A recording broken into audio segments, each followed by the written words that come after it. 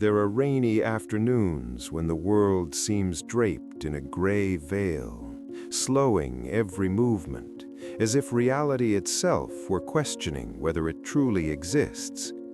That afternoon in London in 1987 was one such moment. George Soros stood before a flickering electronic board glowing red. On one side, a cup of cold coffee, on the other, the unfinished manuscript of The Alchemy of Finance. And just when he thought that only he and the rain were left conversing with one another, an ancient voice, seeming to arise from the far side of reason, spoke up, opening a meeting between two souls who both doubted what people called reality. In the quiet moment, a voice sounded behind him, deep, still, and sharp as a blade cutting through the fog.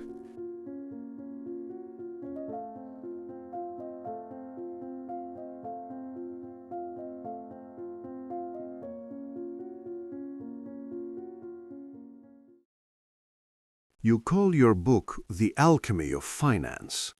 Do you believe that human beings can turn belief into gold? Soros hesitates slightly, turning to look at the newcomer. Perhaps you are right. The market is not a mirror reflecting reality. It is a machine that creates reality based on human beliefs. A bold statement. But tell me, if the market does not reflect truth, what does it reflect? Expectations, fear, and illusion. When investors believe prices will rise, they buy. Their buying pushes prices up. Rising prices confirm their belief that they were right. Belief creates action. Action reinforces belief. That is reflexivity.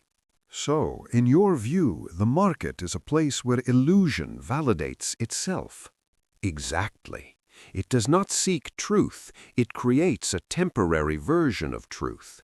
That is why all theories of market efficiency are illusions, because human beings do not act rationally. Interesting. But do you see the contradiction? If the market merely reflects belief, then you, the one betting on its distortions, are also acting on your own belief, are you not? Indeed. I am part of the reflexive process as well. When I believe a bubble is about to burst, that belief influences others, and sometimes my belief itself helps the bubble burst sooner.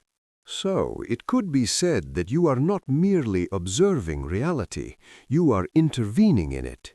Yes, no one stands outside. In finance, the observer always changes what is being observed. That is why I often say, I don't try to be right, I try to be less wrong than others. A remarkably wise confession. You understand that knowledge in markets can never be perfect, because the humans within them are never perfect. You know, I once thought I could uncover the laws governing the universe of markets, but the more money I made, the more I realized it was not about formulas, but about collective psychology. And I came to see that the biggest moves come not from information, but from emotion. I once told my students in Athens, people do not fear the unknown, they fear losing what they believe they already know. Is this also true of your investors? Soros's eyes deepen, as if the market has just shifted in his mind. Very much so. When they believe the market is always rational, they fail to prepare for when it loses its mind, and that is precisely when I make money. So, your success is built on understanding that everyone can be wrong, including yourself. Exactly. I do not seek certainty, I seek flexibility. People lose because they cling to absolute truth, while the market never stands still long enough for such a thing to exist. You remind me of the Greeks who debated reality and illusion. They said that if enough people believe in a falsehood, that falsehood becomes reality. Is your market the same? Precisely. A financial bubble is simply a lie that the crowd has fallen in love with. Socrates rises and walks to the window, watching the rain as if contemplating time itself. Yet even so, do you believe that beneath this chaos there exists a deeper truth, independent of prices? Perhaps the truth about human nature itself. The market is only a magnifying mirror of what lies within us: arrogance, fear, and the desire to control what cannot be controlled. Then, if you understand this, do you still wish to beat the market? No. Now I only wish to understand it, and to understand myself. For when one knows who one is, even losing the game does not mean losing one's soul. Well said, George. You have turned reflexivity into philosophy.